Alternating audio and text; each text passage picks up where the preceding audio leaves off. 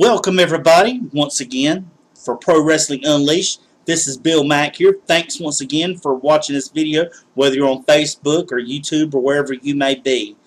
We got a good show for you tonight. This is the results from the last episode of SmackDown Live before the WWE Battleground pay-per-view, which is this upcoming Sunday on the WWE Network.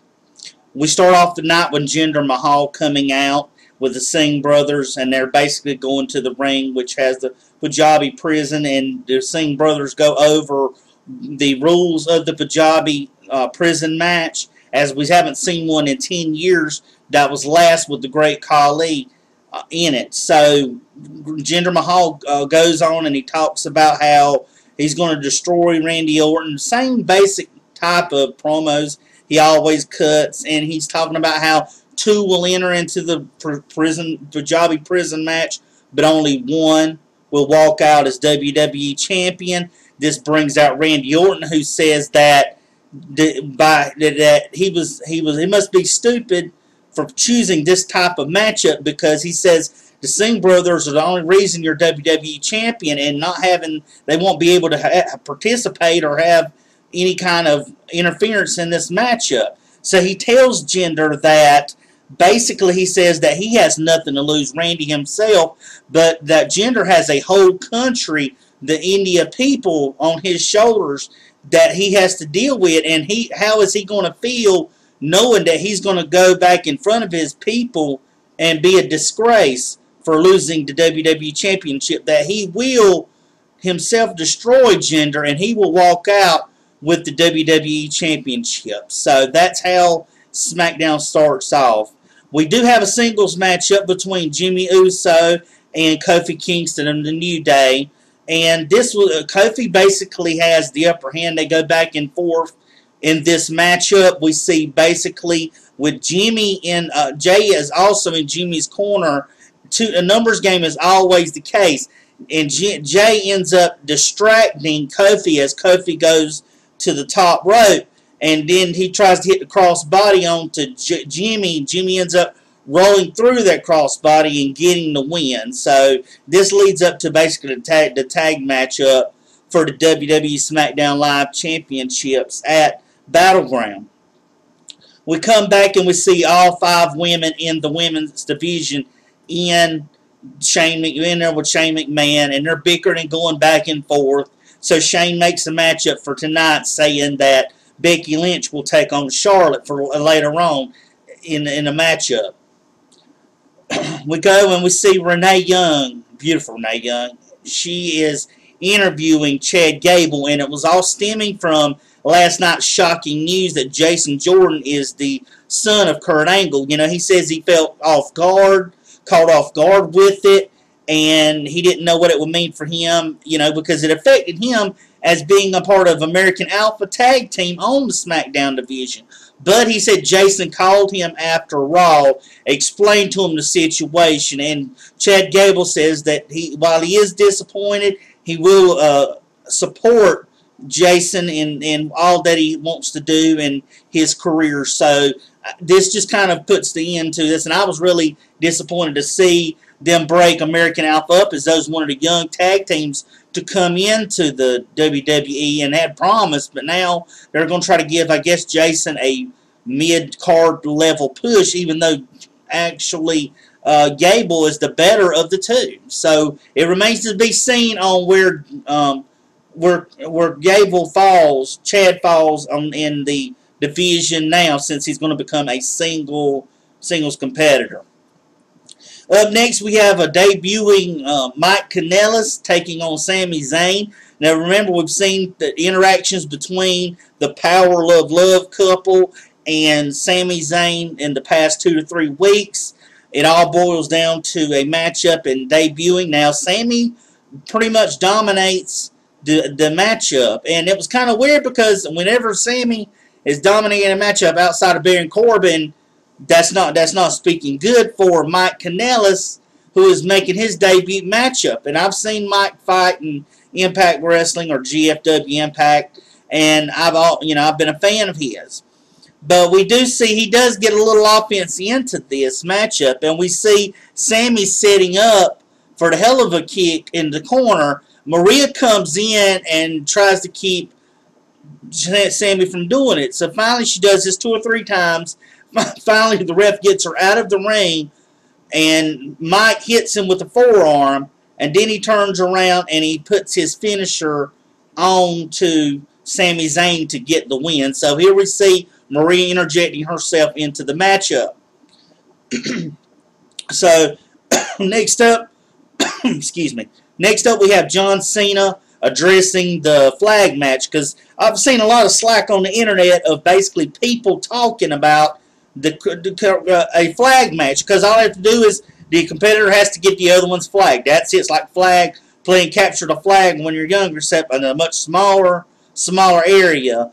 But he has to give some address for how important this match is, and then he goes into this whole patriotic sense of it. That's the only way John Cena is going to try to get this match where even people will even care, is having people behind him. And it's the only way you're going to have the fans relatively behind Cena, is to have one of these kind of matches where it's a USA versus everybody else kind of attitude towards it. And he starts going on about the Civil War and the flag flying and the Revolutionary War and the flag flying and what it means and the freedoms we have, blah, blah, blah, blah, blah. Putting over this whole patriotic Marine Act. You would think he's a Marine trying to recruit people to join the armed forces. That's what he does. Well, Rusev comes in. Rusev catches him from behind, and he locks in the accolade on Cena. Cena tries 2 or 3 times to fight out of it.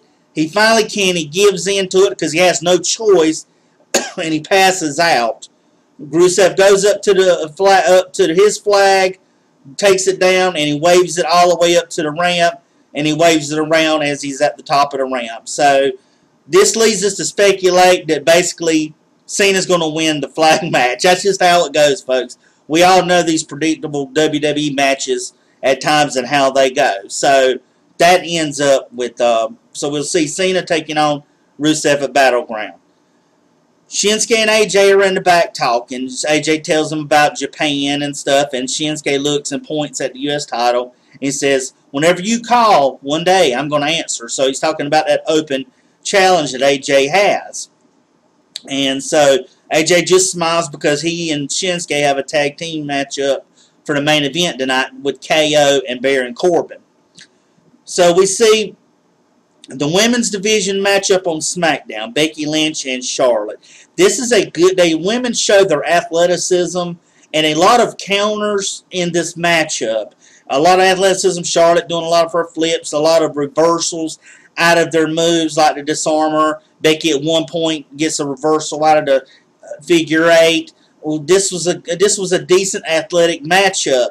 Now we see Natalya's at an announcing booth, which is right by the ring on SmackDown.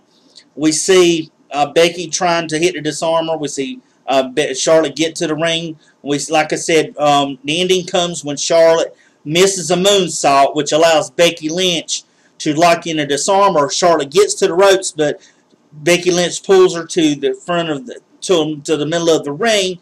Charlotte then tries to roll through it, but Becky still locks it in, forces Charlotte to tap. Becky Lynch wins the match. Natalya comes into the ring, attacks Becky from behind, and Tamina and Lana come down to the ring.